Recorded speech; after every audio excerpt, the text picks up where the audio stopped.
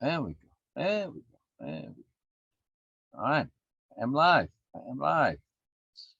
So sorted. So while I share it to different places, it will give those who come in to join a few seconds and a few minutes here to join.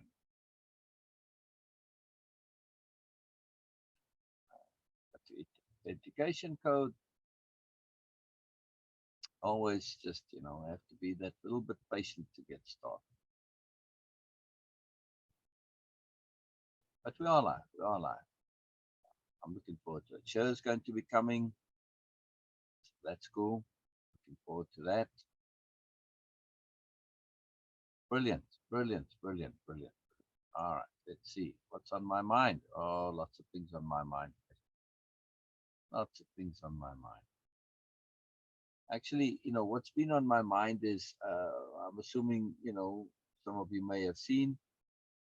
I did the live with Matt Love, and we were talking about closure. And I just want to comment on that a little bit while we wait for those to connect. Right? And in particular, I want to say that uh, for me, I don't use this word closure much because I think of closure as like you close up a bottle or something and the stuff is inside there and you sort of put it away and that's the end of it, or at least you hope.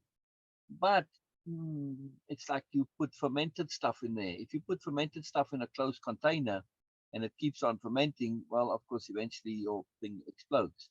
I have a fun story. My brother and I, when we were kids, for whatever reason, got it into our heads to make pineapple beer, right? Because, well, having access to beer was a big deal. And I don't know, just foolish stuff that you do as kids. So we made pineapple beer. But in our in our thoroughness, I guess, in our inappropriate thoroughness, we had this big plastic barrel. It's like a 40-gallon barrel, but in plastic, right?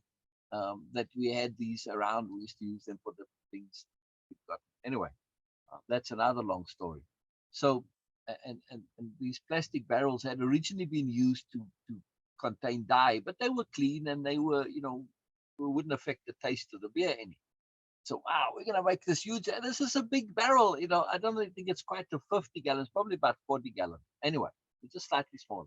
So here we go. We make our pineapple beer, and then once we've got it all in, well, now we've got to find a place to stash our beer while it brews. So bright sparks that we are, oh, we'll put it up in the attic. Now in this house, it was a very old house, and it was a big house, like in a U-shaped house. So it had been a boarding house and a hospital and a school and all things back in the day. Anyway, so it had this big attic, but the attic wasn't accessible from inside the house. It was, you had to climb up onto the roof on the one side and then go around. So it didn't have an easy access. How we got this barrel of beer up there, I have no idea. Anyway, it was about three-quarter full. So it's still, about 30 gallons of liquid that we're lugging up there to the top. Somehow we managed to get it in. Okay, but now, of course, we'd heard somewhere about the recipe for making beer, and we put all the stuff in there, and it's brewing away. But now, you've got to let it stand. You've got to let it stand. Okay, this was part of the big recipe and the big deal to make it work, and that's how you get to have it be potent and all this. All right, so we put it up there and we leave it be. We come back, I don't know how ever long back, and of course, because we'd sealed this thing and it had a nice clamp seal, of course, when we got back, there was pineapple beer all over the attic. It was a nice big attic. You could walk in. It was a huge thing. So because of course the pineapple beer had exploded, and and this drum had a very nice closure to it, right? And this is my point, right? When you close things and they're not resolved, they're going to explode on you. They're going to brew and stew. So you need a resolution, and this to me is the key. So that's why I don't really use this word closure. It doesn't exist in my language, because closure to me has this implication that you're shutting it up. It's like, I'm done with it. I don't want any more to do with it. But of course, when you have that attitude towards something which is unresolved, then you're going to have a problem, right? Um, so this is cool. Um, that we want to resolve things. We can't just say, well, you know what, I don't want to deal with it, because that's really the bottom line of that is actually denial, right? Refusal to acknowledge, refusal to admit. And what typically is the issue, right? The issue is that we don't want to acknowledge and admit something that is unpleasant to us. Yeah, that's uncomfortable, that's undesirable. I don't want to acknowledge and admit, and I refuse to believe that somebody I deeply, deeply love is no longer in my life. Right? Why am I sad? Because I've lost something. The person who's transitioned, who's passed on, who's died, so, they don't know that they did. They did. You know, they might know that they were going to die, but once you're dead, no, you're in some other place. Who knows what's going on with them? I can't feel bad for them. I'm feeling bad for me because I've lost. I don't know if it's miserable or horrible. It may be the best thing ever that happened to them, and they're running around in some wonderful other reality. Who knows? My point is that when we grieve about somebody, we've lost something, and this is our grief. It's for our loss. We grieve for ourselves, not for the person himself. We like to believe that we're grieving for the person, but the reality of that is, that we don't know what's going on with them. So just can guess, but it's really for ourselves that we are grieving. And it's very important to be understand and aware.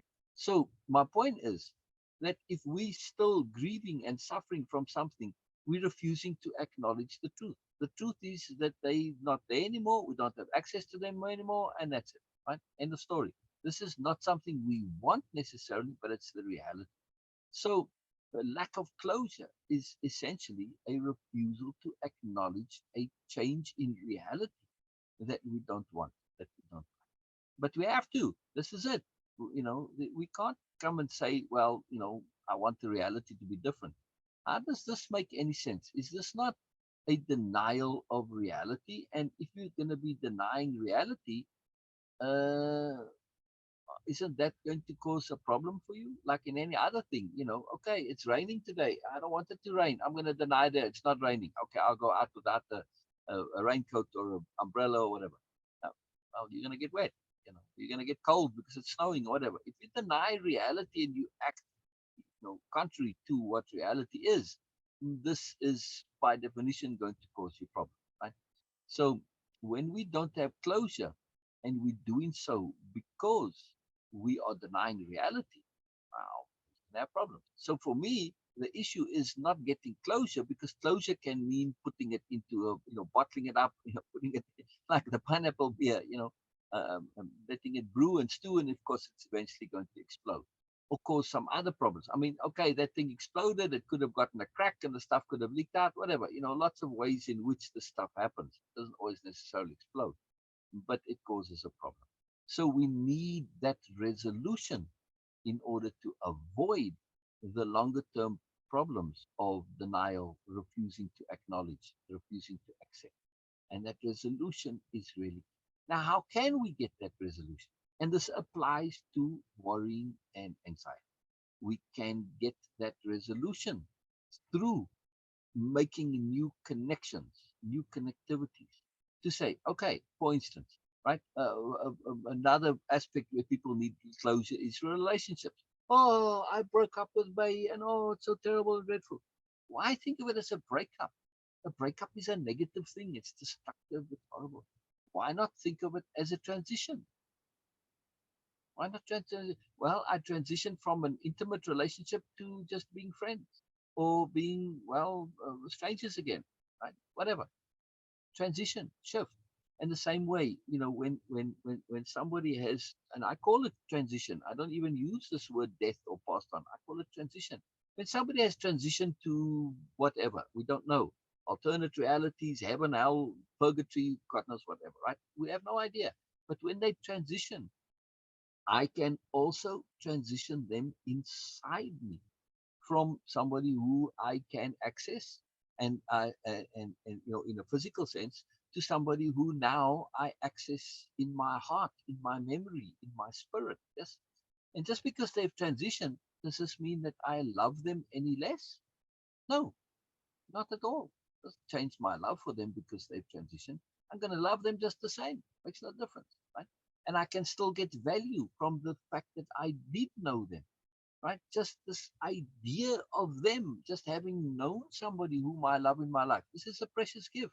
It doesn't go away because they've transitioned. It doesn't go away. It doesn't go away. So when we have this and we understand that we can transition and re-look at the new reality, then we start to see things in a profoundly different way. And this is absolutely huge, huge, huge, right? To reshift our perspective and our understanding. And especially when things are really like we assume they're the worst thing in the world. I've had this many, many, many times. And Magical Show, who is here now? Really profound and wonderful show. Hello, hello, fantastic show. I'm glad to see you here. Hey, good morning. I'm Can you about hear to me? make it. Yes, I hear you. I hear you, show. I hear you. Okay, good. Very, very good to be here. I'm talking about the yesterday. The show was also on that live with Matt. If you haven't watched it, watch it. Show had some very potent things to say. It was very cool. I'm talking about the closure. Because I didn't get to elaborate in detail because there's many of us on there and it's not you can't go talk long there. So I'm going into detail about Yeah. resolution really and what it is. And I'm specifically saying what can we do to come to resolution. And of course we want to shift perspective on things. So, and I was you came on right on cue because I was about to say when we look at things that have been traumatic and horrible and terrible, and we really, especially once we've got a bit of distance and that emotional pressure is not so good, and we can re-look at these terrible things from a different way, and we start to say, what can I learn from this? What was the value in it? Where was the hidden gift in it? Not that it was nice at the time, but was there goodness? You say, well, wait a second, wait a second. Whoa, whoa. Yeah. Oh, goodness and niceness are not the same thing, and they don't necessarily coexist. Sometimes what's good for us is not nice. And if we have to choose between good and nice, we always choose good. Well, that's if we're sensible, right? So when Yeah. we look at these not nice experiences and with a distance of time, we say, wow, what was the good in it? And sure, we'll be able to give you plenty examples of this, of having experienced not nice things in her life, but she's come to understand that she is able to extract goodness. It wasn't Yes. necessarily automatically good. I'm not saying these horrible things are good, no, but we can extract goodness because we can shift our perspective. We can learn to see it differently. We can make new associations, new connections. We can understand it differently, be aware in a different things. And sometimes these things that weren't so good, they needed to happen because we were in a space where we were in a bubble, we were confined, we were constricted. We couldn't get out of this. It's like a trap, like a prison. So what happened is the prison that is our self, our beliefs, our understandings had to be smashed because otherwise we'd be stuck in there forever. So something negative and horrible had to happen, but in the bigger picture, that negativity and that horribleness was necessary to break you out of the prison that you were in. The prison of your ideas, the prisons of your beliefs, the prisons of your conception. These are all prisons that can bind us, and it's the worst thing ever. It to be locked in a bubble of nowhere, going over and over forever and ever. Right? Round and round, bounce. You never grow, you never learn, stuck. So sometimes to get unstuck, we need that the big massive shove. We need that kick in the backside from the universe. And now, when you say this way, you say, oh, so I want to give an illustration of this. So a dear, wonderful person that we know is a truly magical, wonderful person. And she grew up in a very magical family. All of her siblings are wonderful, magical, but mourners individuals, right? They just wonderful people. Now, when this magical person was little, their father, who was a wonderful person, real pillar of the community. Everybody loved him. He had his act together. He was very sensible, very sober, very kind, very noble. Very diligent, and just everything. Just a wonderful person. But he died when my friend was 5, right? And this was a severe thing because he was deeply loved, and there was a very deep connection. So I said, but you don't think maybe that him leaving them was a profound act of love? And they're like, wow, wait, well, how do you mean? It's like, you know, and they couldn't see it at first. And then I explained, I said, what would have happened had your father stayed alive? He was such a powerful person in his, way of being. He was so influential. He was so good. He was so more. He was so nice. He was so wonderful. You could have grown up in his shadow, would you not? Oh, yes, they said, yes, that would have happened. But him leaving early was a gift to you and all your siblings because you had a memory of him, you had an idea, you had a template which you looked now you could carry on your own. And now you learned to be independent as people. So him leaving early, which to you always you felt as a tragedy, was actually a profound gift of love. Oh, and this changed their whole understanding. They no longer grieved. And this was, 20, 30 years later after the death, right? We're talking a long time, that they'd been carrying this grief with them. And it was always with them every day. The connection was so deep. But this shift in understanding it as this act of love by their father. And it changed everything, right? So there was a complete reassociation, a reconnectivity. And through that, profound resolution, or Uh-huh. but the resolution led to this moment. And you've experienced similar things, have you not, sure? Where you had this Oh, profound shift absolutely. of perspective that, I see now how it makes sense. Capital M, capital S makes sense. Yeah, Yes, right, sure? yes, yes, absolutely. You Big know, deal, big deal. I'm hoping I am well, okay. I don't want to get ahead of the game, but No, no, no, go ahead, go ahead, go ahead, go ahead. I was going to say that to me, there's three key points in what you brought up, and what seems to work for achieving closure. And that's making it your own, Yes, self-proving that you do own this, and then yes. using that replacement, looking, like you said, There you to go, me, it's called looking for you the go, silver lining. you go, Um, go. There you but it go. is goodness. But making it your own, actually, I have discovered that that I am not going to find that closure Yeah, if it doesn't make sense to me. And exactly, so when it makes sense to me, then it's my own. That exactly, I've made it exactly, into something that I can understand. exactly. Exactly. And that's where I was heading. So I'm going through the Okay. techniques of close. No, I'm glad that you say it because, I'd rather have it come from additional context as well, because it adds to the validity of what you're saying. I'm not trying to tell you this works. I'm trying to share things that works in my experience, my understanding, and sure is doing the same thing, right? So we say Mhm. what works for us, what we've observed working for others as well, right? So these aren't things that are idle. And also, when you think about it a bit, it becomes self-evident. And that's the key. When you want resolution, you need to understand it. It needs to make sense to you without believing someone else. Yeah. You may need to Yes. and say, well, okay, I'm going to take it on faith. But then you go, and because you're going to try it out, you're going to test it, you use it. And at that point, you self prove it to yourself. Now, you took it as a little bit on faith, but because you've proven it to yourself, and now it really becomes your own. But even before that, when you really want to get inside something, you make it your own. That's when it starts to shift and change and has power and moreness. Because if you're doing something because somebody else says so, you're living their life, their ideas. And it's never really real in you. It's always a little bit removed. It's kind of artificial. It's kind of a copy, a clone. It's not really real. So you have to make it yours to make it real. And this is how we come to resolution, figuring it out. taking things to the end and using our tools, which is thinking things through to the end and perspective shifting to multiple perspectives.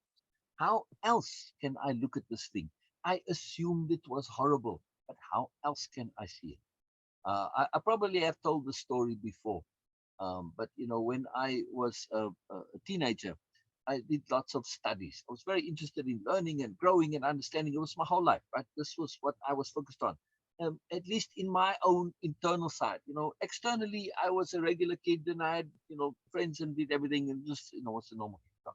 But internally, I was going on with all this stuff. It was my own bubble inside me, which was wonderful. But anyway, so I did these studies and I got this understanding that things aren't necessarily how we think they are, and particularly tragedy, right? So I went to people who had experienced tragedy in the past, 20 years ago, whatever, a long time ago, and adults, obviously, right? So I think I was about 14 at the time, if I remember, somewhere around there.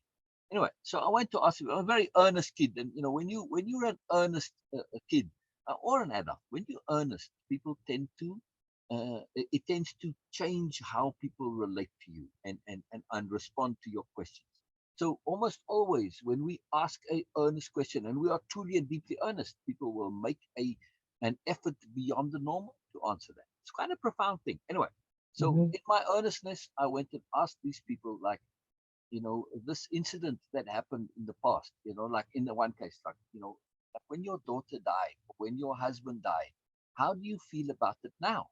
Now, I did not ask, like, do you see some positive? Is it changed? I just said, how do you feel about it now? I was very conscientious about not influencing the subjects of my of my study, to cue them, because I wanted to leave it open. I really wanted to hear what to say, even though I had an idea of what they might say.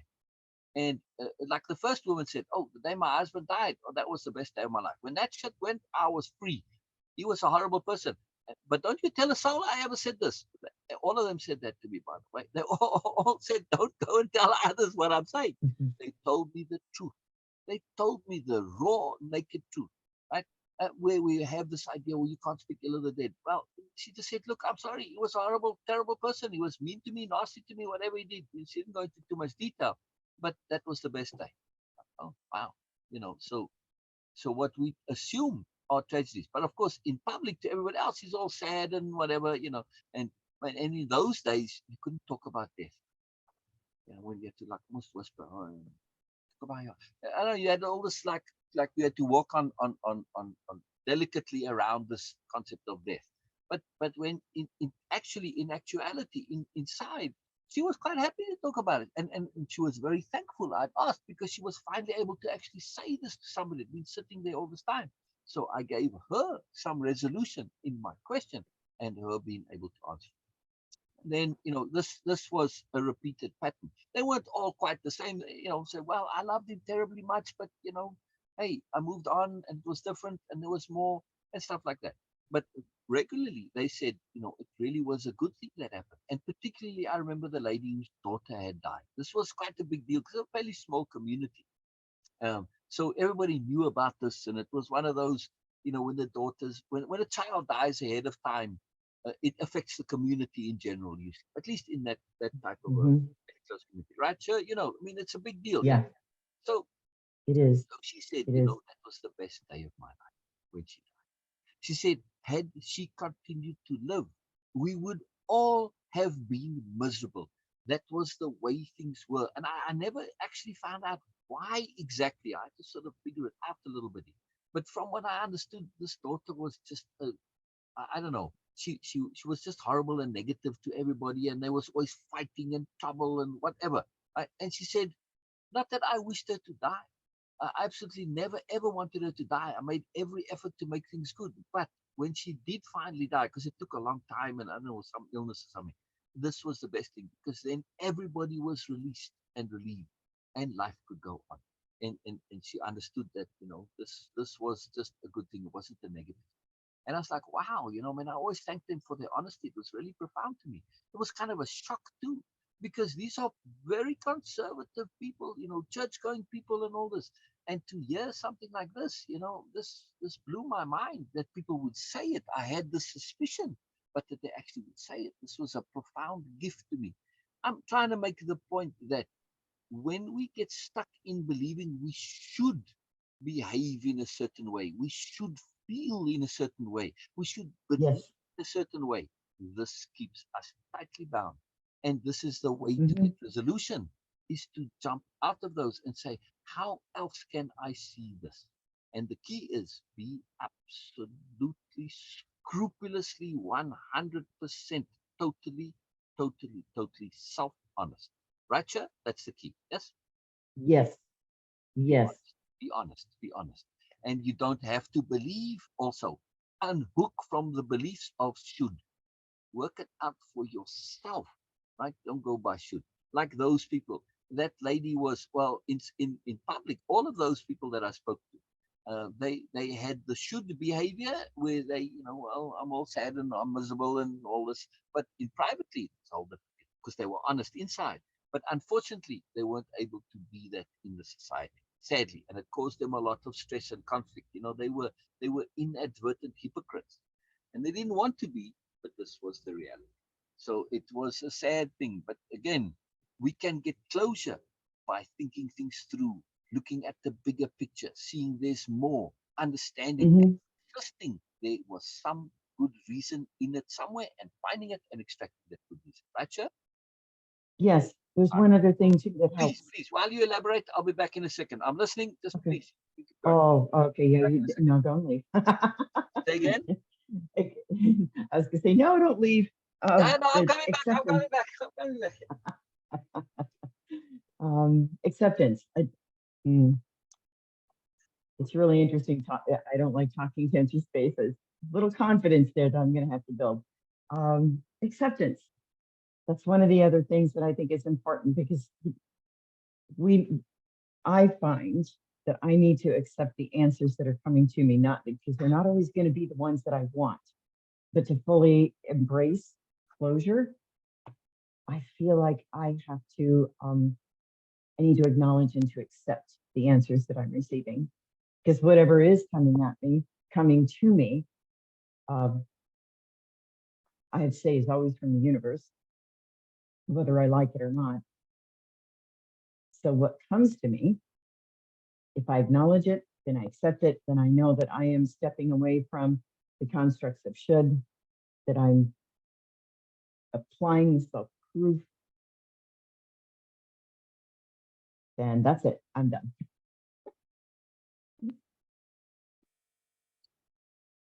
Say that last part again, please, sir. Okay. I said, that's it. I'm done. Oh, no, the part before what what I was saying was when for me to be able to fully embrace the closure, I have to acknowledge and accept the answers that are coming to me from the universe. I have to acknowledge that they all are from the universe, whether I like the answers that I'm receiving or not. That doesn't matter. If I set an intent and I get an answer, which I always do, then it's up to me to accept it, to acknowledge it, to embrace it, appreciate it.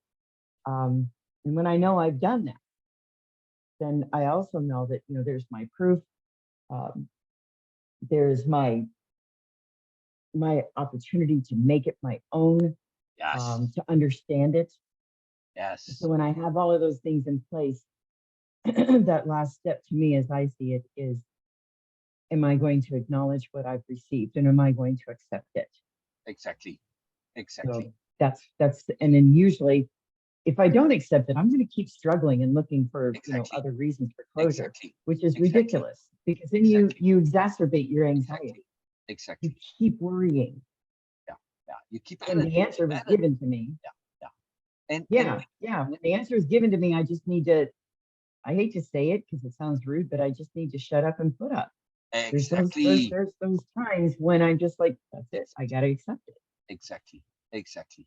And you got to face ourselves in this, because am Yes. I am I Well, that's refusing facing the to truth.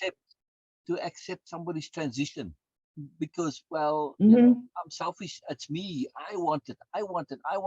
What about them? Maybe it was their time to go. And it's right. It's like, no, but I want, no. So again, say, look at relationships. I've never had a breakup. Right. I'll say something. I'll tell you, the few people are going to believe me when I say this, right? I've never had a breakup in my life, right? So the first relationship that I had that was kind of a serious relationship, very beautiful girl, very sophisticated girl, and it's a wonderful story how this came about. But anyway, I'll just go to the end part. So one day we're sitting on the beach, and she says to me, just out of the blue, out of nowhere, she says, "You know what? You're too much for me." Just like that. Okay, as was my habit, I thought about it. All right, right there we transition. We transition from having a wonderful relationship to being good friends, right? Just like that. Because in that moment, I didn't have to argue. I didn't have to say anything. I knew it was the truth what she was saying. We had a relationship, it was very physical relationship. It was very exciting physically. But you know, that was it. I was too much for her. The things that I was into, this kind of conversation that wasn't really today. You have lots of it. You have groups about it. There was no internet in those times, and it wasn't a part of. It wasn't out there. Let's put it that way. I was in my own world, my own bubble, and it wasn't something that she was necessarily into. And she said it to me in a nice way. You're too much for me. Okay, I got it. And we transitioned. We changed right there in that moment. No breakup, no nothing needed. Our relationship simply transitioned to a different type of relationship.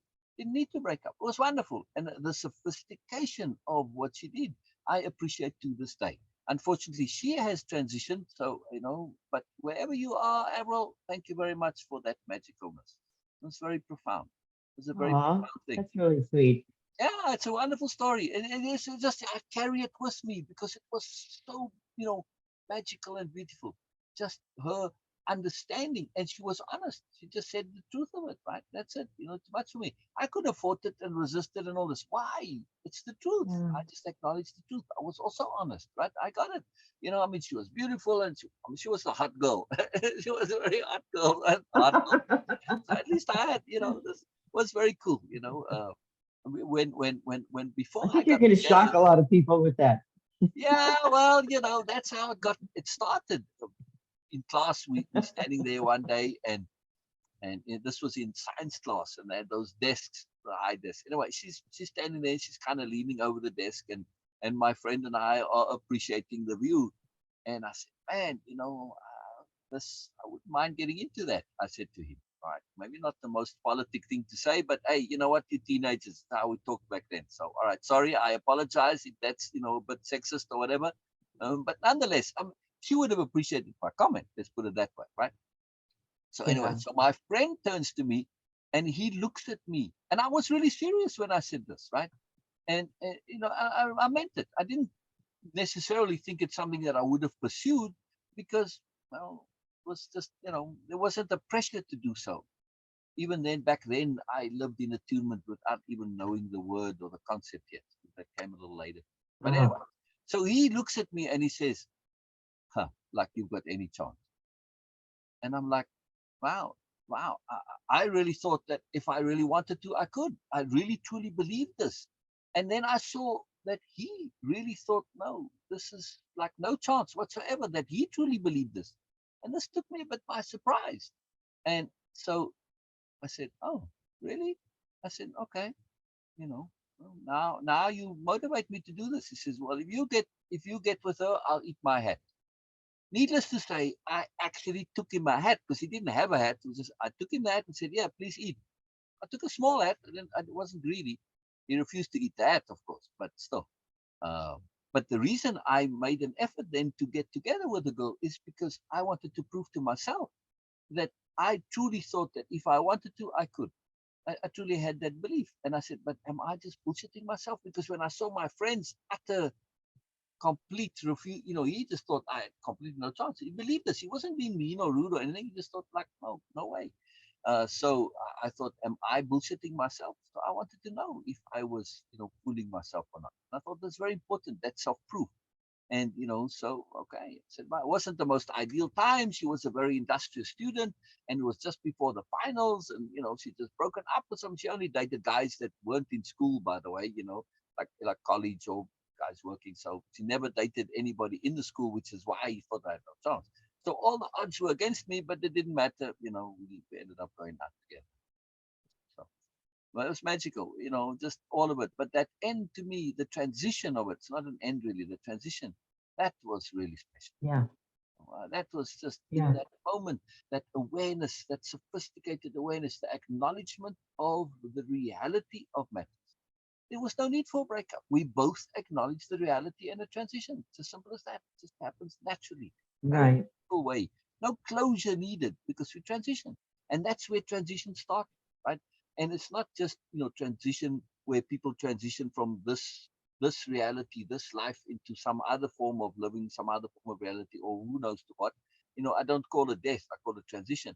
But we also transition in relationships. We Hmm. transition in jobs. We transition in ourselves, in our awareness, right? So many things to transition. Why have this stressful shifting between one state and the next? The only thing that makes it stressful Hmm. is to refuse to acknowledge the truth. Now, especially when sometimes the truth is Well, an awful truth, that's when you get stressed, right? When you refuse to acknowledge it. yes. I think sometimes though, I understand what you're saying, and the type of transition you're talking about. However, there are some Yeah. situations, well, a lot of them, that are just an absolute shock. Oh, And absolutely, something absolutely, happens, and absolutely. but Right. then you know, Correct. you've Correct. really got to be in that place, or at Correct. least have. And this is Correct. where I'm going to advocate for assistance for people seeking out Yeah. support, because Yeah. Yeah. there's times when you really do need that extra support to bring about Correct. Correct. closure. Correct. Correct. Yeah. Correct. Yeah. I'm Yeah, and I think you know where I'm going with that. So absolutely, absolutely. I'm not saying, absolutely not saying that some situations don't suck.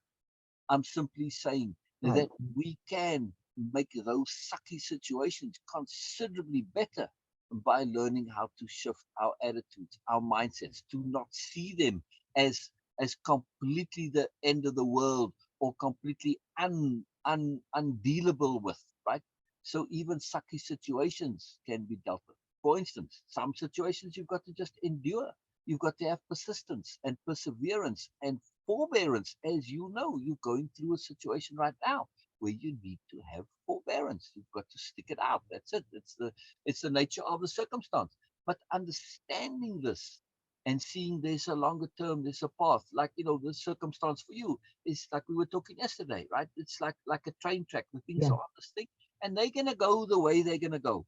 Whether you stress and fuss hmm, and worry and bother, it makes no difference. As you repeatedly been made aware of. Your efforts in this case right, not making any difference. So all you can do is do what is required of you, basically do your maintenance, and that's it. You do what is appropriate, like cooking. That was a good example, right? I don't sit and think about how I'm going to cook. When I start cooking, then I do, right? I mean, unless you're of course planning a big meal or something. right, But it's not something I stress and worry and fuss about, right? Even if I'm going to make something new, when I do it, I do it. That's it. I do what's required, and then when I'm done, I go back to the things that I want to do. And in this case, your situation is the same. So the key is that you said earlier, replacement, replacements, replacements, hmm, those people that I talked to in my study that had experienced tragedy, all of them over time had found a replacement way of relating to the incident. This is key. This is what you're saying. For right, closure, to get resolution, we need that replacement. And that is where shifting your perspective, looking at things differently, trying to make sense of it, looking and understanding, stepping outside of your beliefs where it can come. Does it make it easy sometimes? Hell no. Do you need help and support sometimes? Absolutely yes. But it can be done, right? Because we have to right, overcome our own boundaries, our own limitations, our own inhibitions, our own blockages, our own self sabotage. Lots of things to overcome, lots of things to learn, but it can be done, is my point, right? We can find resolution. And one of the tools for doing so is to find replacements, different ways of believing, different ways of looking at things, different ways of understanding. different ways of processing all of this, right? I mean, look at you now. You're dealing with a stressful situation, but as you go along, you get it better and better, and it's starting to not be as stressful, even though Yes, that's true. pressure all the time. So you learn. Yeah, because and then uh, the more stress is reduced, the more, like you said, I'm finding ways to replace it. So it's kind of like Yes. developing coping skills as you go. Exactly, Um, exactly, exactly, yeah. exactly. Now, Um, if you were to fast forward, how many ever 1,000 years or whatever, and you look back and you say your soul is doing a soul review, and you said, you know what, sure. Where did you learn these coping skills? Okay, we rewind. Say, this is where I learned it. I was in the sucky situation, and it kept looping and repeating, and there was nothing I could do. And so, but I learned to cope because it was repeating over and over, and I like had to cope because otherwise I would be vanquished. And so I had to cope, right? And so you learn to. right. So it's a gift. And you say, wow, what a gift that situation was. Well, I didn't think so at the Mhm. time. I thought at the time it sucked like crazy. But well, okay, now 1,000 years later, do see it as a capital G gift. Yes. Yes. Well, and here's the interesting thing is I have learned to see out of each event that happens, because oh my goodness, every day something happens. Yeah, Um, every day. there's Um, more. I There's always. am learning to extract the lesson, the value from every single experience. And I, I'm I'm not making it about me. I'm making about what's here for me to know. What am I needing to know? What am I needing to learn? How is this going to be useful to me? Exactly. And most times it goes back to, it's interesting, this is way off topic, but it goes back to being able to communicate. Yeah, It goes yeah, back to communication every single time, understanding and communication. Because you can't, if you don't understand something, you're not going to be able to communicate it. You're going to have a hard time with it. yeah, yeah. So I'm Exactly. understanding that about the lessons Exactly. now. Yeah. Exactly. Exactly. So before we get going onto the course material, I want to share one more story. Um, Okay. something that makes me very happy. So one of the other participants of Way of Impeccability and Hearing and Helping also, they were sharing with me. They came on yesterday, long Zoom session, where they shared with me because I hadn't seen them for a couple of weeks because they were busy. And what they were busy with and involved with was their father's transition. Right. So the father had been in hospice for a long time, and so she told me the whole story. And things happened, and this happened. There was attunement, anomalies, lots of magical stuff happening. Because if you live in attunement, well, when I say magical, it's just the way life is, right? So understand it in the context of how I mean it. But anyway, so at the end of this, I'm not going to go through all the details of the story, but the end of it is her. If you asked her, well, she volunteered this. She said it of her own accord. But if you had asked her, then, well, if you were to say how describe this experience in one word, she said beautiful. Her father's transition, Mm. even though there was pain and stuff involved and whatever, right? For him at least, right? And whatever. But the end of it was, from her point of view, this had been a beautiful experience. Beautiful. Over. So now, he said, whoa, whoa, how is your father dying? And he had fallen and he fractured his hip and he was in pain and they had to be giving him morphine. And in the end, it was like morphine every half hour and stuff like this.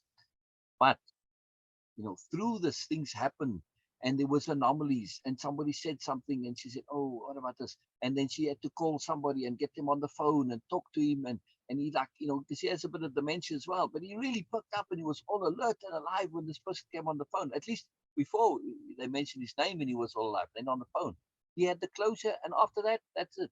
He lay down, he was at peace, and he moved on.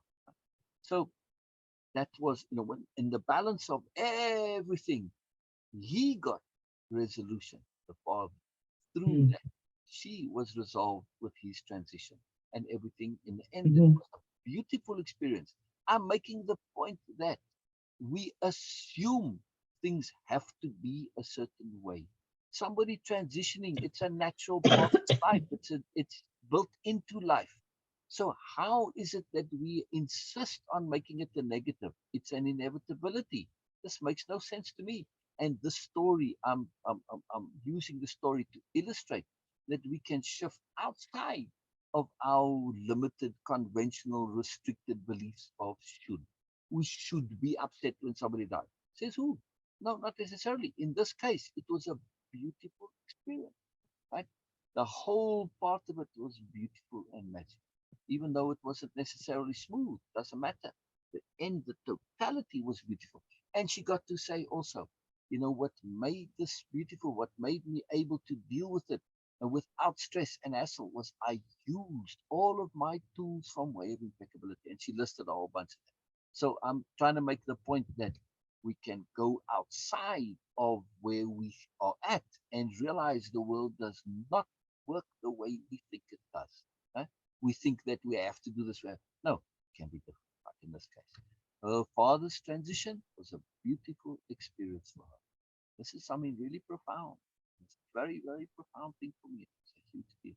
And when we have the tools, though, as you say, right, sir, those tools, and this is where Mhm. help and support and community comes from. We learn the new tools, and this is what we do in our coaching, right? We share such tools, right, sir? Right, It's Way right. of Impeccability. Way of Impeccability is a toolbox for deliberate living. It's a toolbox for different living, which is deliberate living, and toolbox for resolution, right? Mhm. That's it. That's what it is. That, Tools. yeah, and that brings up something that I don't remember when it was, but it was a couple of days ago. We were talking about the topic of sharing, um, and I just wanted to clarify again because I heard you say the word again. As coaches, we share. One of my definition of sharing, when I share, I am sharing my experiences in the hope that what I am sharing will resonate with someone and they will be able to make something that I've said their own as Exactly. well. Exactly. Exactly. It's They can huge. take it, they It's a can apply huge it to themselves, they can, you know, form it to fit themselves. Um, that's to me, that's the purpose of my sharing. It isn't to brag about my story, it isn't to bring exactly. people No. down with my story Exactly. or to say, oh, my life was so tragic. No, what I'd No. rather see No. people take away is, wow, you had a crap life and this is the outcome. So this means I can do this too. Yes, you can. That's what I share for. But So would you say that you had a crap life? Yes, that's no, true. But would you also say you've had a magical life? definitely magical. Definitely, It may have been definitely crap, but magical. it's also magical. Yeah. Well, yeah, magic crap. So There's if there's there's somebody, magic yeah, in the crap. Exactly. there When it you is. really Yeah. look at the deeper moreness of it, it's like, man, if I had known what I needed to learn, this is what I would have chosen Hmm. because I needed the stuff, even though it was crap. I'm putting myself because I want to accelerate my learning. I can learn it slowly, but I can also Yeah. learn it quickly. And this is forcing me to learn quickly because I have a deep Oh, desire I used to, to learn. That's what you have, right? I yes. Now I used to get really, really frustrated and sometimes just downright angry at anybody who would say, but there were gifts in what you went through. You know this. I used to And get so mad just at for you. anybody who's in any doubt, I would be one of those people. I used to just I would tell myself they have no idea what I survived. Yeah, Well, no, they don't. no, that But, at the same time, what they're also seeing though is that there was I love to say this, that there was more to correct. come, that there was more to the story. Um, I love Paul Hardy. He has some great quotes and stuff, and I like that. He's like, Exactly, um, exactly, exactly. um, I like how he signs off, and that's the rest of the story. Or Right, yeah, exactly, exactly. because We'd there's sign always off more, with just saying, like you say. and this is once more to prove Yeah. always more. Yes. That's how Exactly. we sign off. Exactly. But and the thing is, though, is that we just get to that point where we have to believe we can absolutely acknowledge that just tying up closure. The closure is it is definitely not only possible, but it's achievable, and we can all find it. Now, it's going to look different for everybody. Memory is still going to be there. The event did happen, No. but the experience that we take away from it, the growth, what we think of ourselves, the meaning that we attach to any of that, that all goes into that whole closure piece. It's all about acceptance. So to me, if I were to, somebody was to say, give me one word about closure, I would have to say it's acceptance. No. It's very, very important, this understanding, this coming to resolution, and the ability Mhm. perspective shift. Ah, yeah. Very, very important. One second.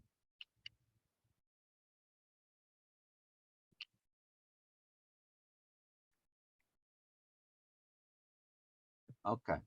Let's see. Where are we at here?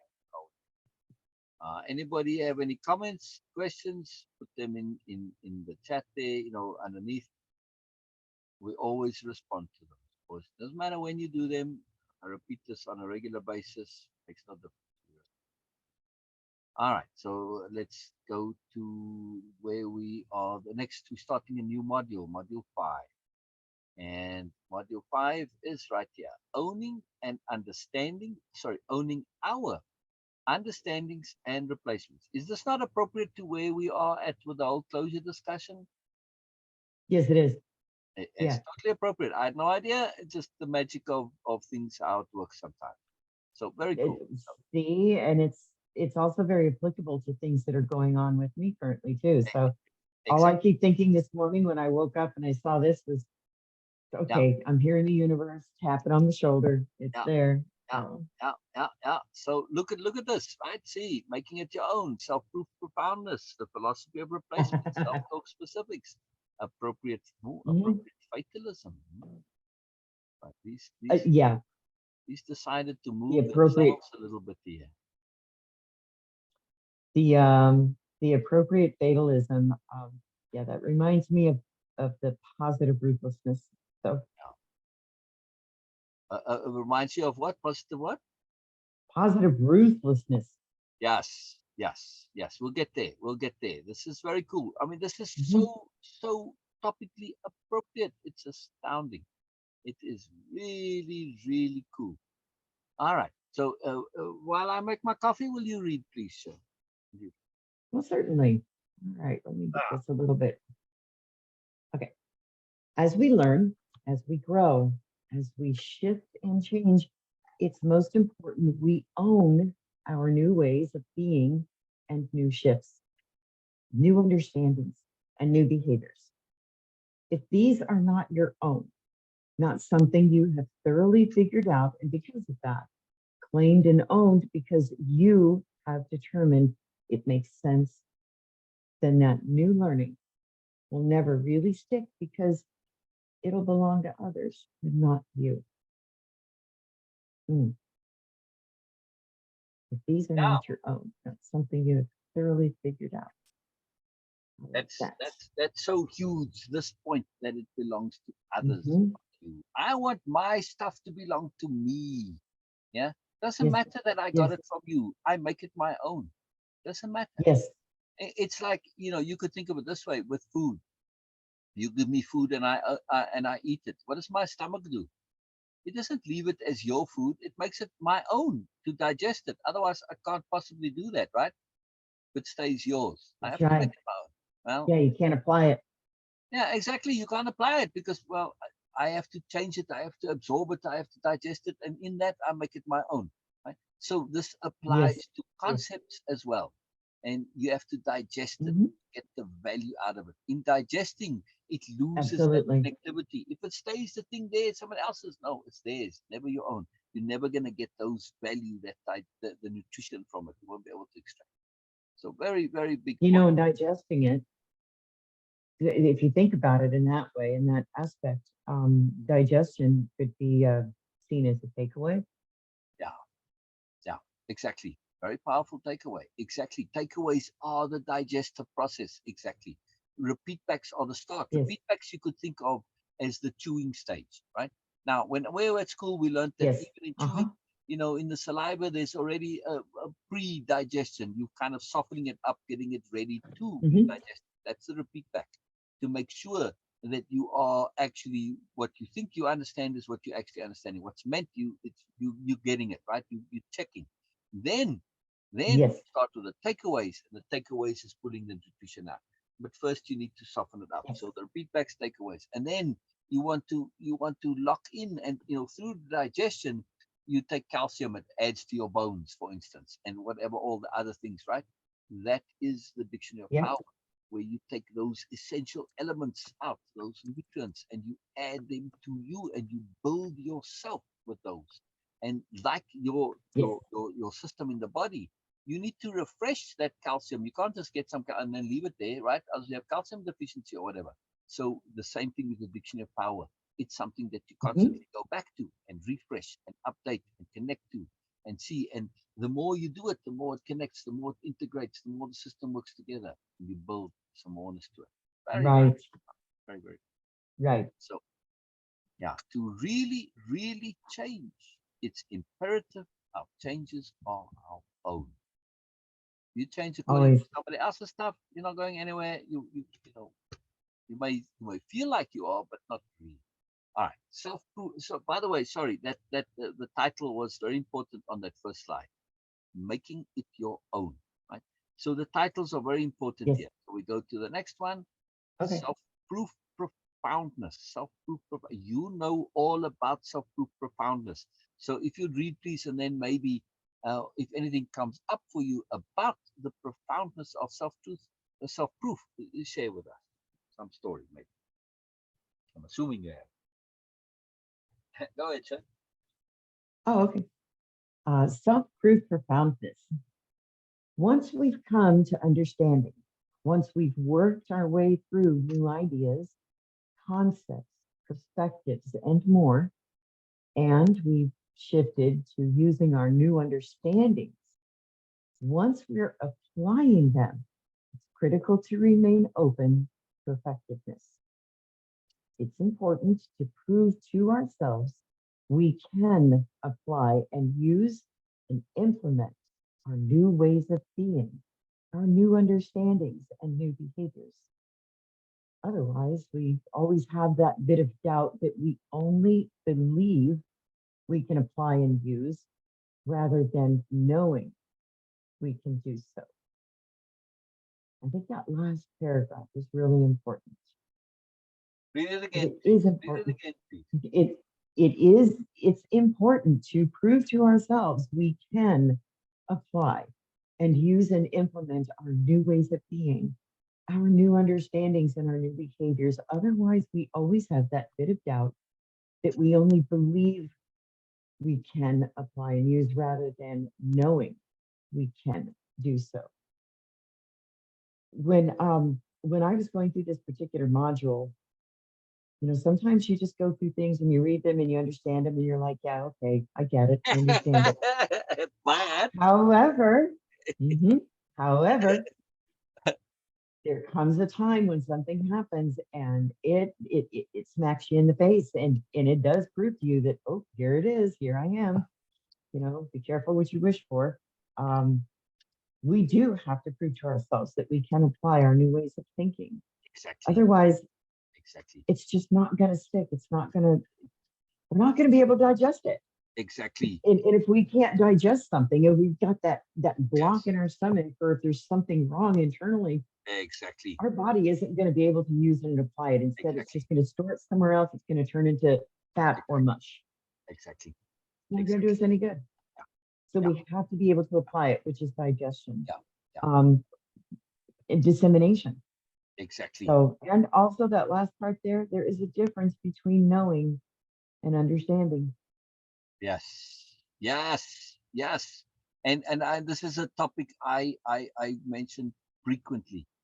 When we take in a new information, it's not necessarily knowledge. You put it on your hard Mhm. drive. Is that knowledge? Well, okay, it's some wise stuff.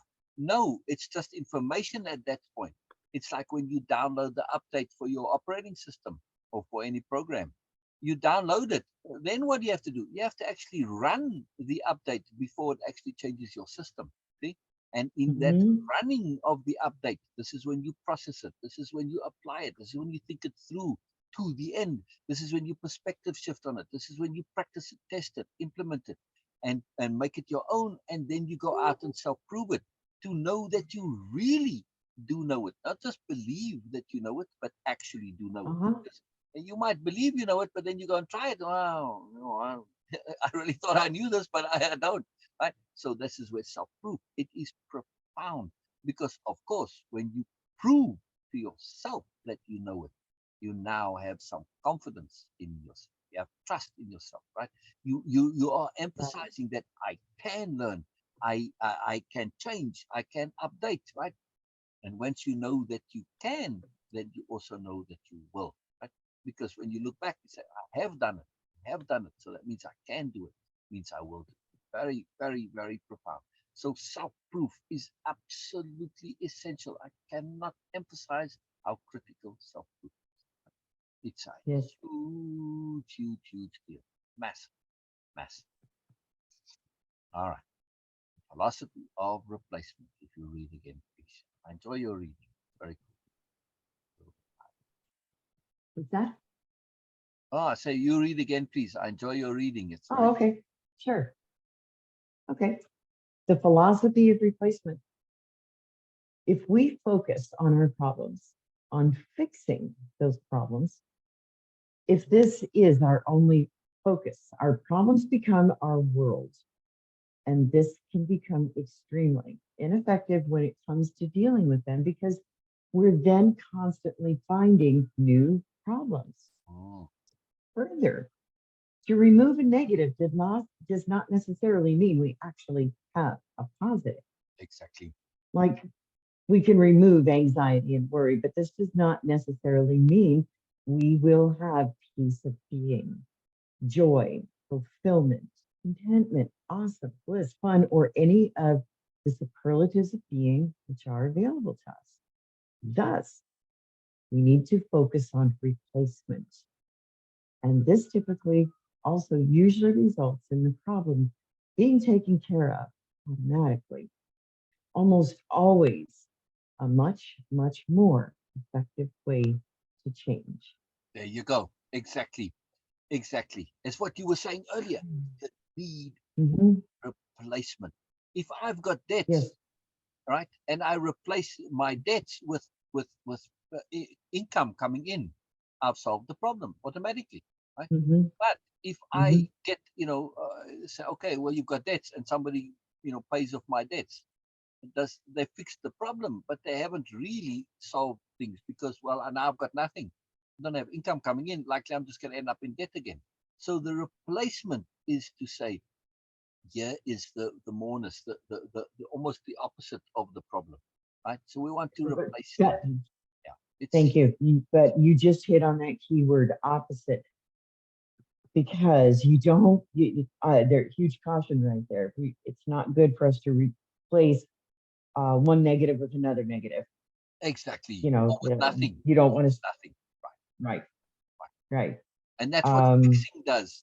It tends to remove the negative and leave you at the zero, and that's very hard yeah, to live in zero. Can't do it. right, Yeah, so we need right. replacements. We need replacements, and also, Mhm, negative mindset. Like for instance, you say, thou shalt not steal. Good example of this. Right? It's a very negative mhm, thing. It's a don't. So you tell the kids don't steal. All right, let's assume your kids actually take this up and they grow up and they don't steal. Well, they're good kids, right? But at least they don't steal. Doesn't necessarily make them good because they could just not steal. Does not stealing make you kind and courteous and considerate and joyful and fun? No, it just makes you not steal. See? So, but when you teach your right. kids to be kind and considerate and generous and thoughtful and caring, how are they possibly going to steal? Not possible, right? Yeah, So when we yeah, focus on a positive replacement, it takes care of the negative. But yes. canceling a negative, which is like you said, swapping one negative for another, no, that doesn't really help either, right? So this focus on problems, on negativity, it gets you nowhere, or get you a minor value, but doesn't really solve the bigger problem or take care of the bigger issues. So like I said, when you just fix the problem, you end up with a zero. Yeah, it doesn't get you very far. Like canceling your debt doesn't mean you have income. You need income to truly deal with debt. Yes, that's what we want, moreness. So Yes. we want to replace our problems not with fixes, but with moreness, true replacement. So more on the philosophy of replacement. Why you mentioned it earlier with closure, right? We cannot Hmm. possibly get appropriate closure if we don't have replacement. And through replacement, we get resolution, which is going that You're cutting extra out. step beyond closure, because closure could simply mean denial or fixing of the problem. Okay, I've got closure on my debt. I don't have any debt anymore, but I don't have income. How does this help? The income is the replacement. Yes. So you Hmm. have to have that Hmm. replacement. Otherwise, you're just going to, and you know what happens psychologically? Let's say we have a behavior that we've been doing, like whatever the bad habit is, and we fix this. Like for instance, getting into debt, and your debts get paid off. Well, I haven't learned a behavior of income. So what happens? I go back to what I know, which is getting in debt. And you see this psychologically: anxiety, worry, stress, fear, whatever, insecurity, self-doubt, self-pity, all of these things, they can get a temporary fix. And because there's no replacement, people just go back to it again. You see this over and over and over, recidivism, in other words, right? And this is the problem when you have in the self-help and self-improvement industry. A lot of coaches will help you fix your problem, but it's a band-aid. They make you feel good, slap it on. Okay, it's like me paying off your debts. Does this truly help me? No. What helps you is to learn how to get income for yourself.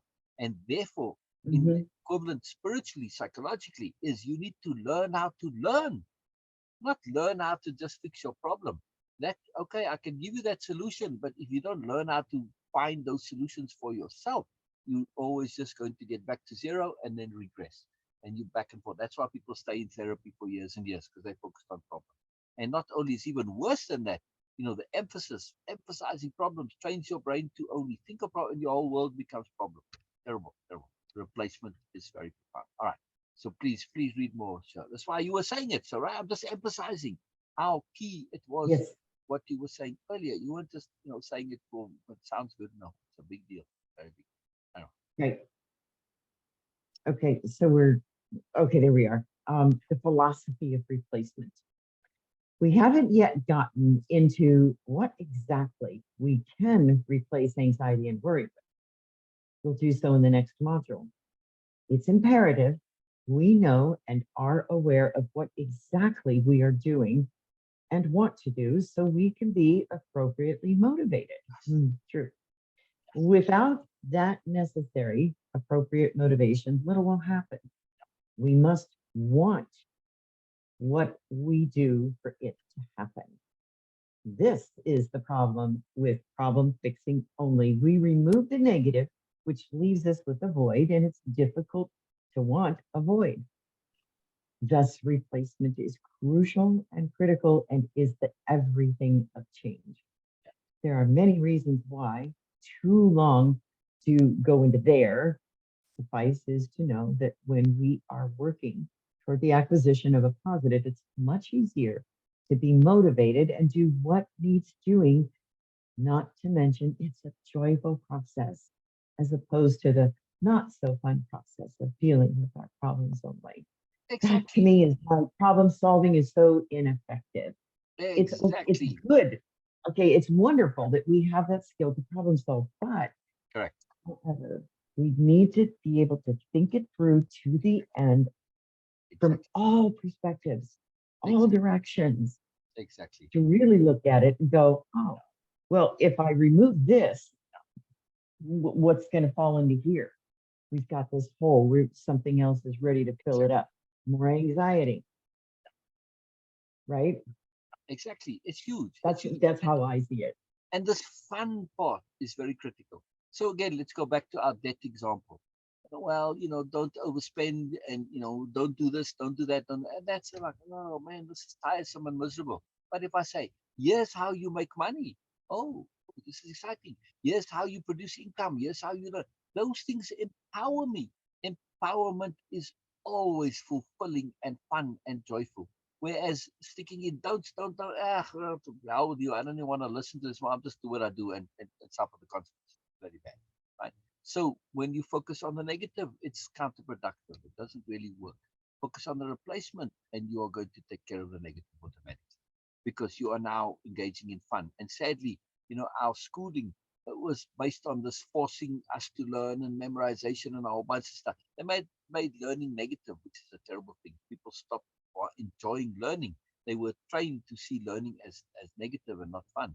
And this is a very sad reality. But we can get that back. We can get back to learning when we focus on the fun of learning, when we focus on replacement. Huge, huge, huge, huge deal. Very big deal. Yes, Find the replacement, solve the problem, and get yes, more in the bargain. Yes, that's the magic of yes. replacement. It takes care of the problem without you even needing to stress about it, whatever. No, find the replacement. Find the replacement. Different ways of being. Different ways of being. Hmm. Self-talk specifics. We come to a very, very crucial, crucial, crucial part of everything. Something that we can do every single day. Something that we want to pay attention to every single minute of every single day. Yeah? Every single second. We want I to have be something to say. exquisitely, exquisitely precise with ourselves. All right, please read. Yes, Say again what I have something to say about please, self-talk please. before we start. I never heard before what my self-talk sounds like until I really started getting into my self-discovery journey and the self-awareness. The more aware I became of my language, which that part of the journey has been recently, believe it Yes, or not, yes, yes. understanding and hearing myself. Um, that I absolutely cringe at the thought when I hear somebody just talking to themselves or talking about themselves with such despair and disdain and disgust. And it's terrible. It's terrible how we talk to ourselves. So this is important. This particular quirk is important. Um, it It's will crucial. tear you apart. And we're not even aware of it. We're not aware of it. Exactly. Exactly. It's such a big deal. It's such a big deal. Mhm. Yeah. Such a big deal. Yeah. It's such a big deal. It's amazing how much harm and damage we do with inappropriate self-talk. And I'm not saying shift it Mhm. to the other end of inappropriate self-talk, like No, narcissists you don't want to be also have toxically inappropriate self-talk. positive. Say Right. again? Right. Yeah. I said, no, we don't want to be, this positive, this toxic positivity. We don't want Correct. that. Correct. That's taking the pendulum too far the Right. other No, way. because that's just really narcissism and it's bullshit, really. Right. That's what it is. Right. Say, I'm wonderful. No, I can learn. I'm learning to be more. I'm growing. Yes, this I can say. I'm changing. This I can say. I have learned. This Hmm. I can say. I can feel very confident about the things that I have learned, and I'm very proud of the things that I've learned. I worked really hard to learn the things that I learned. Right? Some things came easy, Yes. some things came hard. But I'm being honest, and part of our Yes. self-talk is to be profoundly honest, right? And can See I say, now. for instance, something that I could never have said before? To say, wow, as a life coach, I've made a difference in people's lives. At one point in my life, Right. this was outside of my brain to say that, right? My humility and my Right. modesty would not allow me to say something like that, even it may have been true then. But now I'm just being honest when I say, I'm not bragging. I'm not saying, I say, wow, I've made a profound difference in people's lives. This is just a fact. It's not me bragging. So self-talk Right. is profound self-honesty and accuracy. We need to be I honest have a good with ourselves. example. Say again? When you stepped away, I said I have a really good example of this, Wow. of changing our self-talk and about the difference. Earlier in this session, the first time you stepped away, and I got a little nervous. I noticed right away. I was like, no, no, no, don't leave, because you stepped away to get coffee or something. And I said, wait. And I was talking about acceptance. And I had mentioned looking at the empty screen there without your presence, that I said specifically, I believe I said that I am uncomfortable or I get uncomfortable with talking to basically an empty screen. Yeah. And if I'm to Oh, correct that, because that was negative self-talk. So to exactly. correct that, Yeah. correcting it, I can say, I am learning to be more confident about speaking publicly, Exactly. or I am practicing my confidence with speaking Exactly. publicly. Exactly. Those kinds of things instead of I Exactly. am, because I'm trying to make it through. It's okay to be self-honest, but we Exactly. have to remember to Exactly. take that Exactly. self-honesty and make it real in Yeah. a Yeah. positive way. Yeah. Yeah. So that's And using replacement. yeah, keep going. Keep going. Keep going. Oh no. So to me, that was using to recognize that. That's acknowledging, that's facing my truth, that's using replacements, the philosophy of opposites. It's not exactly an opposite, but it is Exactly. a really More or less. powerful perspective shift to a very positive part where it's not, I'm not labeling myself that I am uncomfortable. No, I'm working Exactly. on my confidence. Exactly. And something profound happened in that moment of self awareness when you looked at your self talk to say, wow, I'm uncomfortable talking to an empty screen. Right? This was a belief Mhm. that was maintained simply through saying it and just a belief. Yes, But the moment you yes. stopped and you looked at that and you said, wait a second, this is not something that I want to have be real and I'm entrenching it. But also in that moment of actually examining it, you said, is this actually true?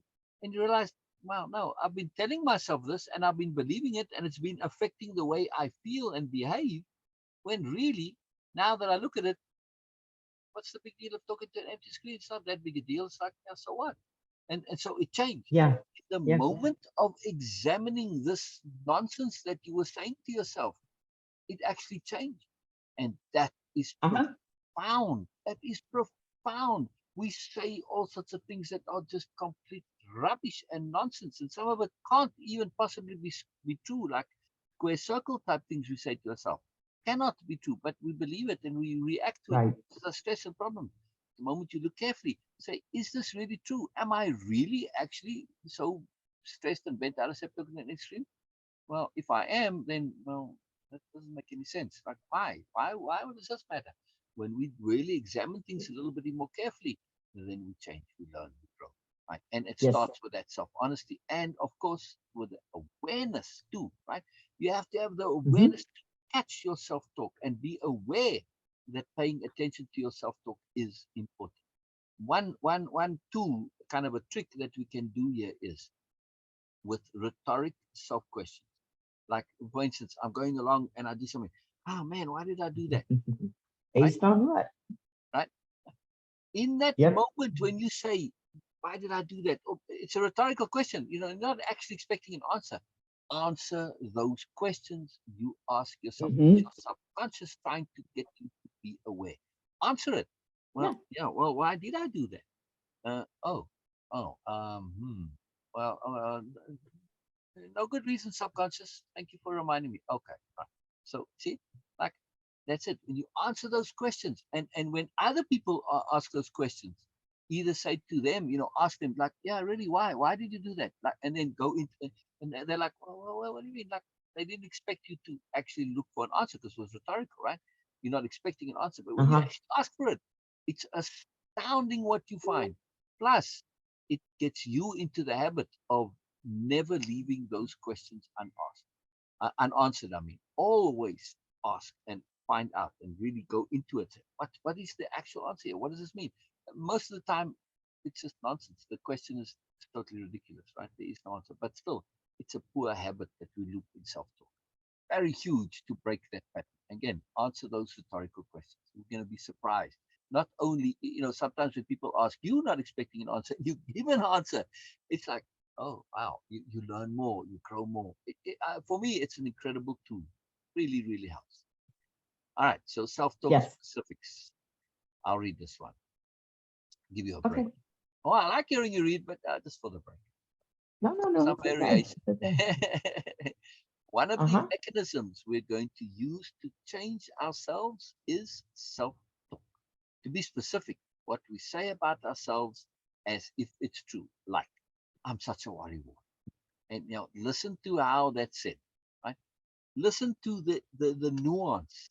Practice a bit of capital L, capital H hearing when somebody says that, right? They don't say, "Ah," like, I'm such a worrywart, and like it's a negative thing.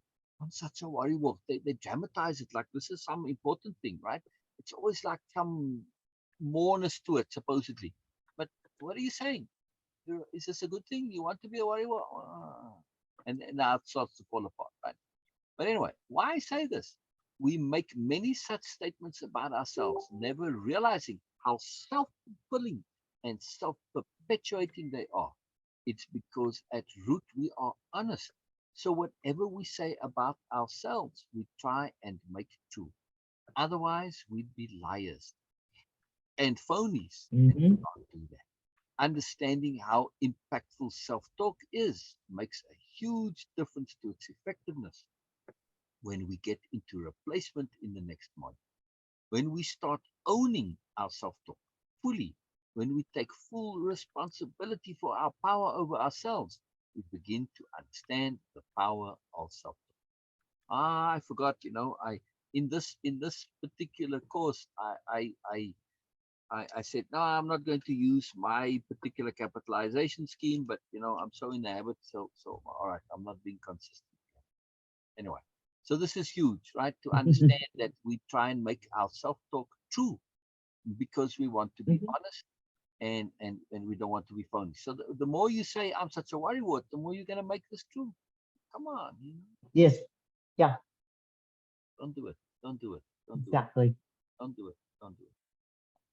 Now, as Bob Newhart said, Well, just well, the common phrase most people will start with is "I can't." I what? The common phrase, the two most common words I feel like people start with is "I can't." I can't I exactly. can't. I can't I can't. I exactly. can't lose weight. I can't Yeah, leave him or her. I can't exactly, disappoint them. I can't exactly, quit.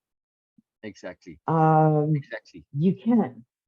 Exactly. And that's like a rhetoric question to me. I always ask, and why exactly not? Yeah, I can. I Uh, am. I will. yeah, yeah. And then they don't really have answers when they say, I can't. They said it so fitting. I can. They said, but why not? And then it just hear all this BS. And Right. the more you listen, Based on what? exactly, exactly. And the more they try and explain it, really actually fully make that effort because they just believe they can't. It was a belief to reality. When they actually examine it, you go into Yeah. detail on it, it all falls apart. This is capital H hearing. Uh-huh. You just have to ask the question and let people talk. Very, Yes. Yes.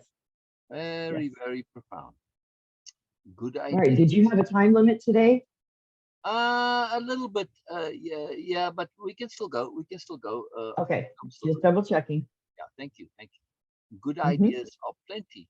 Making use of those which apply to us requires intentional self-leverage. One of the few times you'll see me use intentional, but right, it's Yes. correct. It's correct. I can't say while requires the intent of self-leverage. So yes, it's both. Right. Yeah. So the self-leverage is very important, right?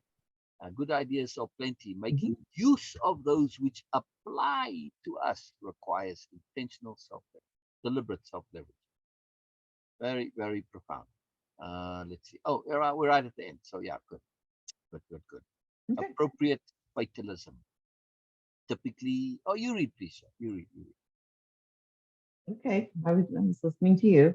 read. Um, It's fine. I like listening to you too. So we'll alternate. typically, so appropriate fatalism. Typically, anxiety and worry means we are fatalistic about the future. Yeah. We believe or assume things are going to work out for the worst. Amen. All the time. How realistic is this?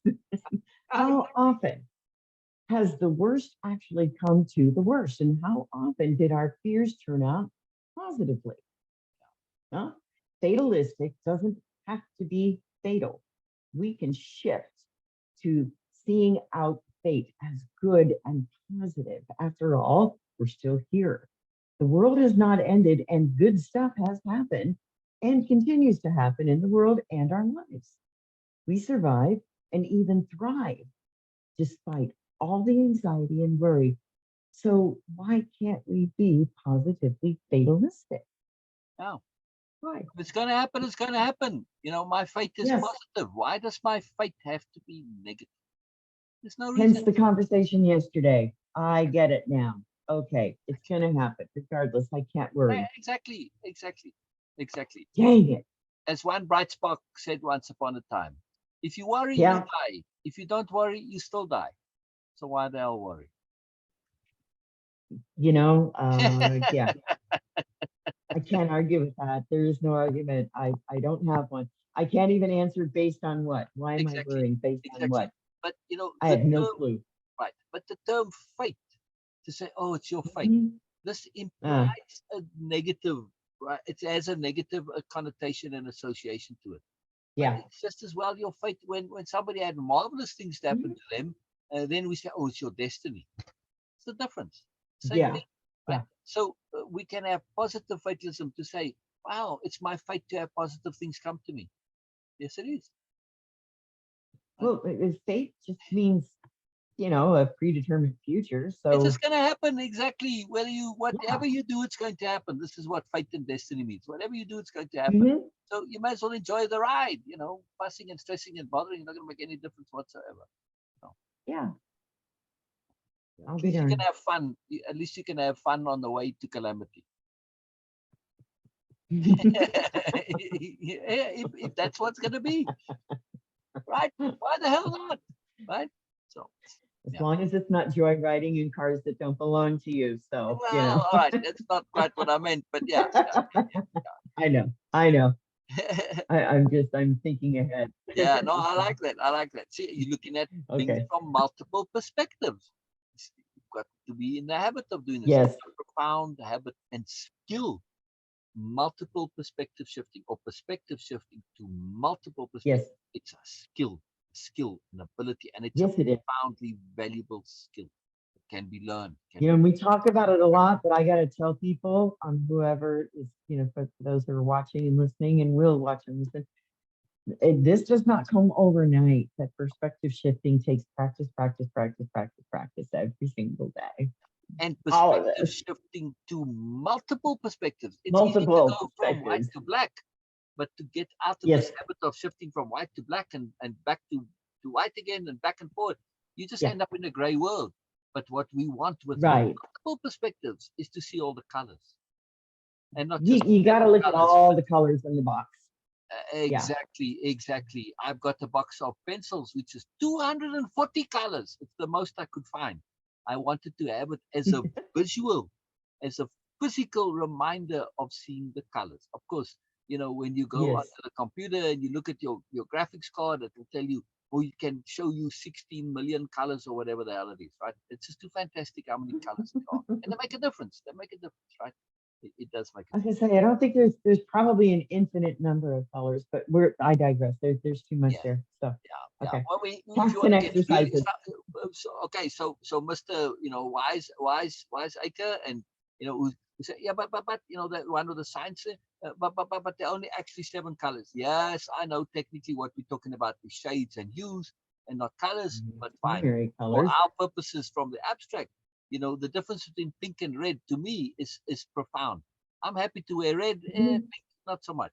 Right? All right, I actually don't mind wearing pink, as you can see, but still, it doesn't bother me in the Yeah. least, you know.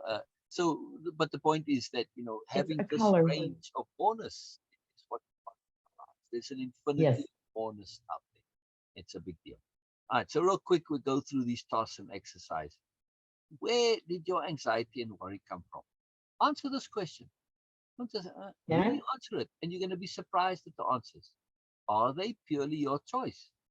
Well, if you honestly answer that, you're also going to say, wow, well, kind of, maybe I thought but it's my choice to continue with this nonsense, right? Share some recent changes which you have made your own and how you did so. What a question. Or what a task. What a task, right? Share Yeah, some that recent one. changes which you have made your own and how you did so. If you really take this task to heart and do so, it is going to profoundly change you, change your brain, change your self understanding. You're going to realize so many things. Just this one line here, this is in itself, this is a life changing task. It's Hmm. not that complicated. Takes a bit of doing. Yeah, you have to apply some energy to it to think about it. But man, this will change your life. Right, right, sir? As you know, Hmm.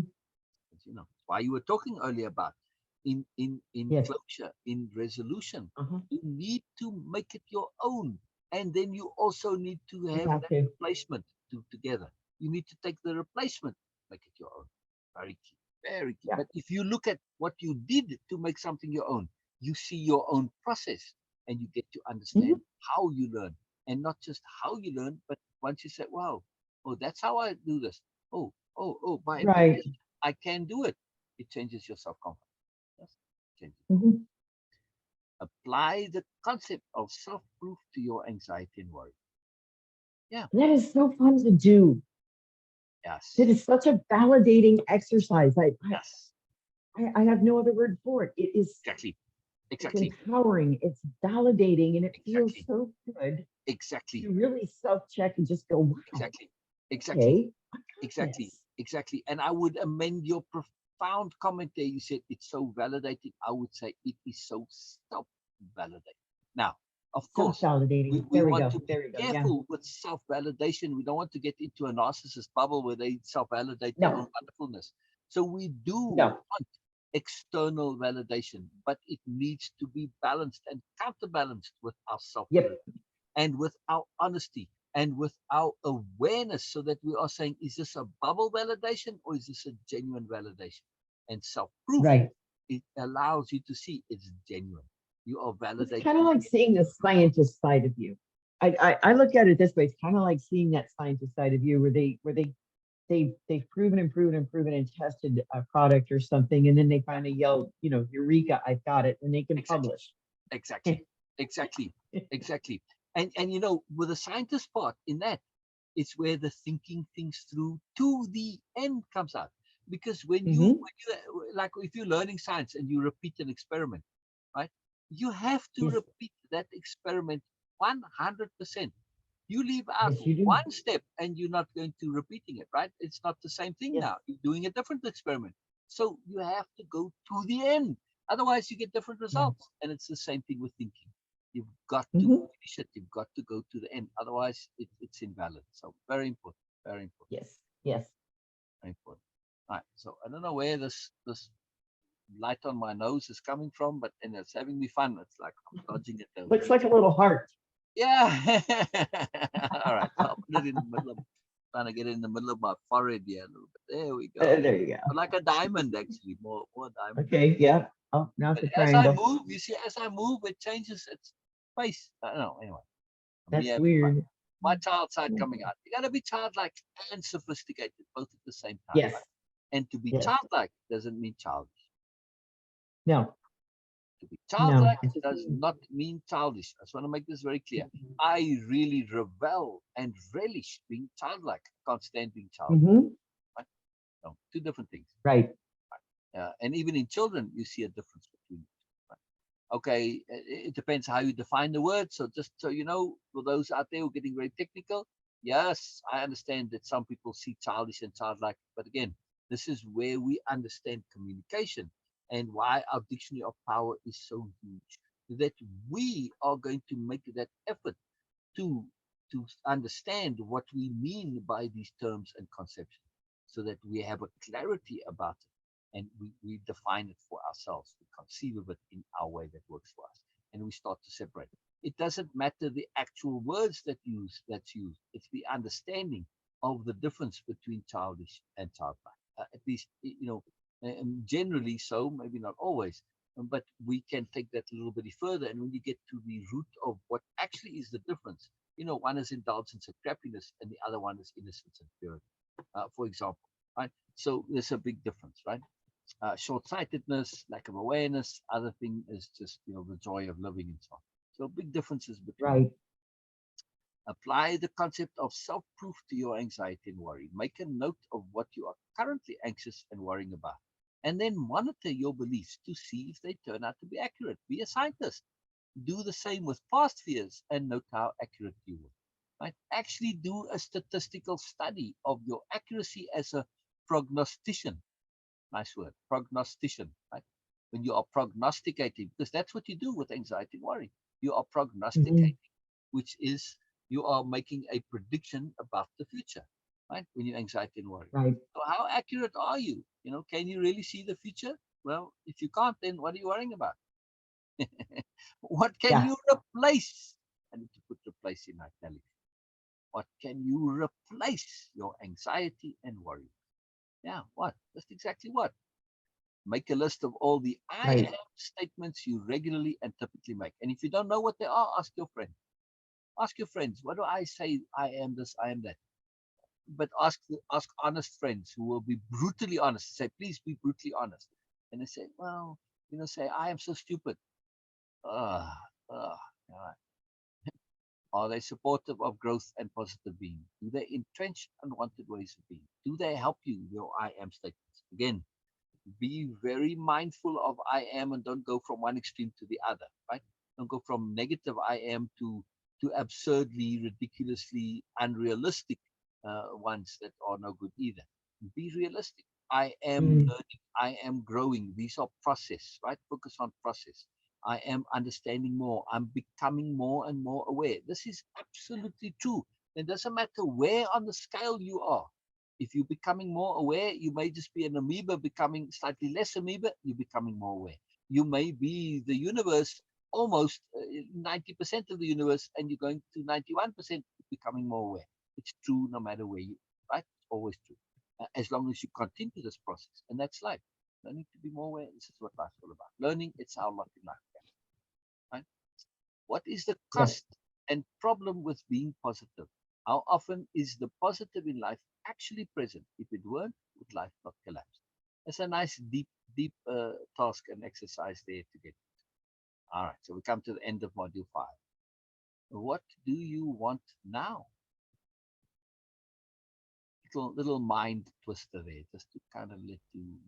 What do you want now? Look at these birds. The way they're flying in this, like almost like a grid, no? Very unusual formation for the birds. Yes. Yeah, they spread out vertically, not you know, Yeah. which is very unusual. They're normally more flat. No, just you notice things. Start to pay attention. You notice things. All right, too magical, Yes. too unbelievably magically exciting. So I love this. This was really fun. So I always enjoy doing these things with you. I get so much out of it. It's so cool. Almost Thank fun. you. I enjoyed it. Yeah. Yesterday's Yeah. session was really cool and today too. So, Yes. You're talking um, about when we were did with Matt Love. Yes. yeah.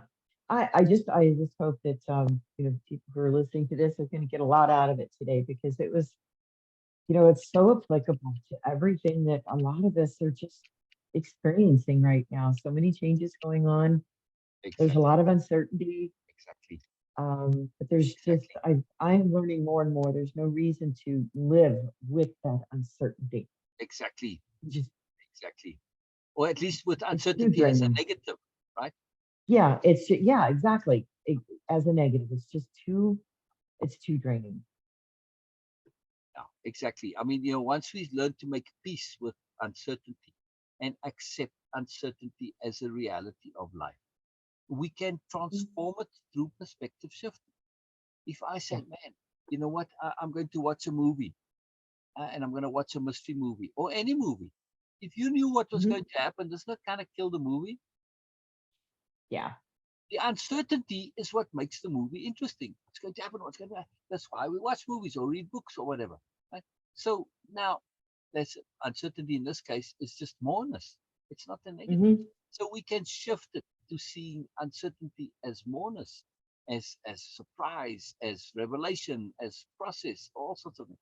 So just shift it. Just shift your attitude towards it. Have a perspective shift. See it as a positive rather than negative, and life becomes fun.